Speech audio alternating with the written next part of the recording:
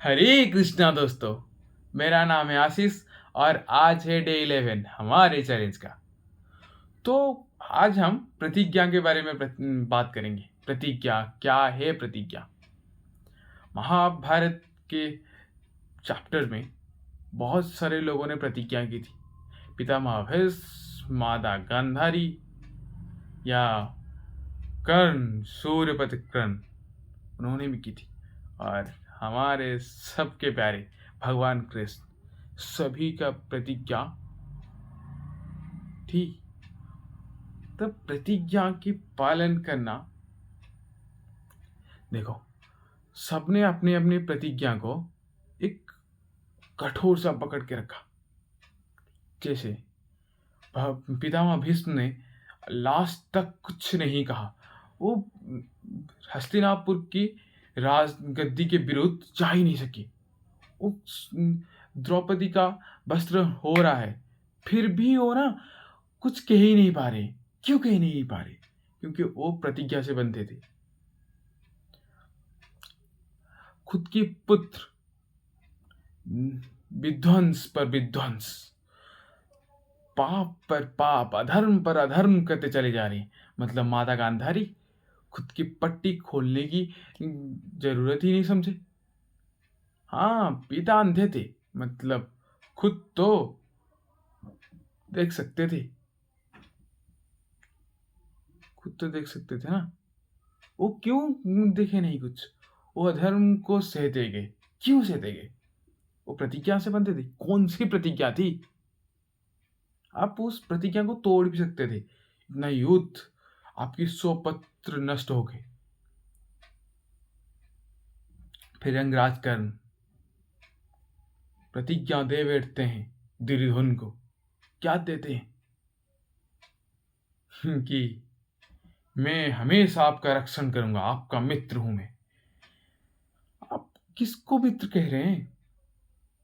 जो आपके खुद की भाइयों के विरुद्ध लड़ रहा है उसको मित्र?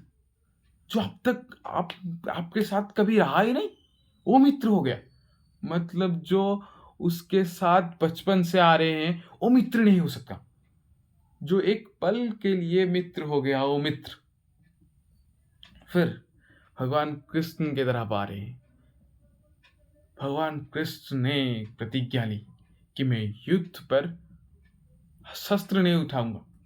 आप सोचिए, जिस व्यक्तित्व के बारे में हम हमेशा बात करेंगे, हम हमेशा हमारे आइडल मानते हैं, हम हमेशा उसे सबसे महान मानते हैं, सबसे आज्ञाकारी मानते हैं, उसने प्रतिज्ञा तोड़ने से इतनी सी भी नहीं हिचकिचाई। पितामह भीष्म के विरुद्ध उन्होंने पूरा एक रथ के चक्कू उठाकर भागा था उनके ऊपर। वो शस्त्र नहीं था। योद्धा के हाथ में जो भी हो उसे शस्त्र कहा जाता है। उसे उस चीज को सुदर्शन बना दी थी। वो शस्त्र तो नहीं उठा सकते ना। फिर भी उन्होंने समय के जरूरत के समय जो भी चीज आप करते हो उसे प्रतिज्ञा कहा जाता है। क्योंकि प्रतिज्ञा आप पहले लेते हो, समय बाद में आपको टेस्ट करता है।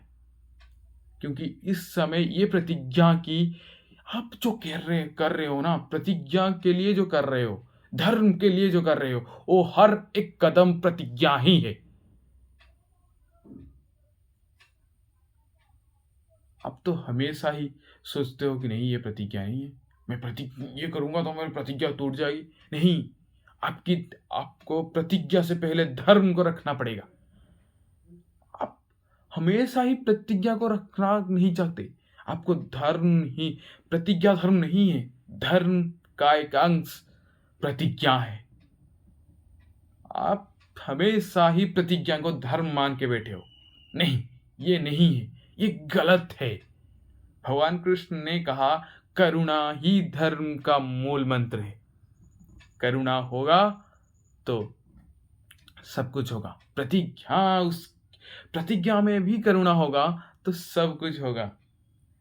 भगवान कृष्ण ने युद्ध के समय जब खुद के पक्ष को हारता हुआ देखा, पितामह भीष्म आप खुद की प्रतिज्ञा में बंधे हैं और प्रचंड युद्ध कर रहे हैं।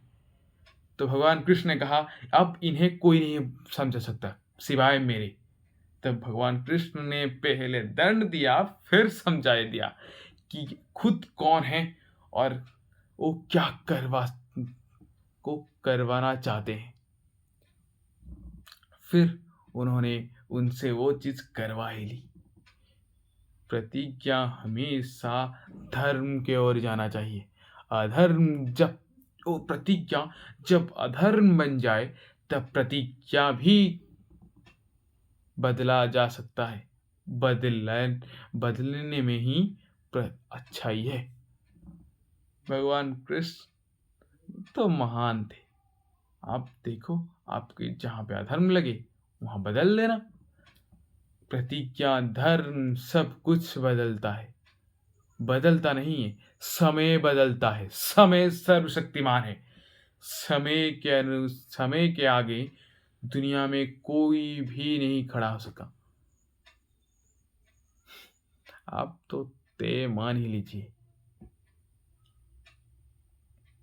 तो प्रतिज्ञा कोई धर्म नहीं, धर्म के अंश ही प्रतिज्ञा है।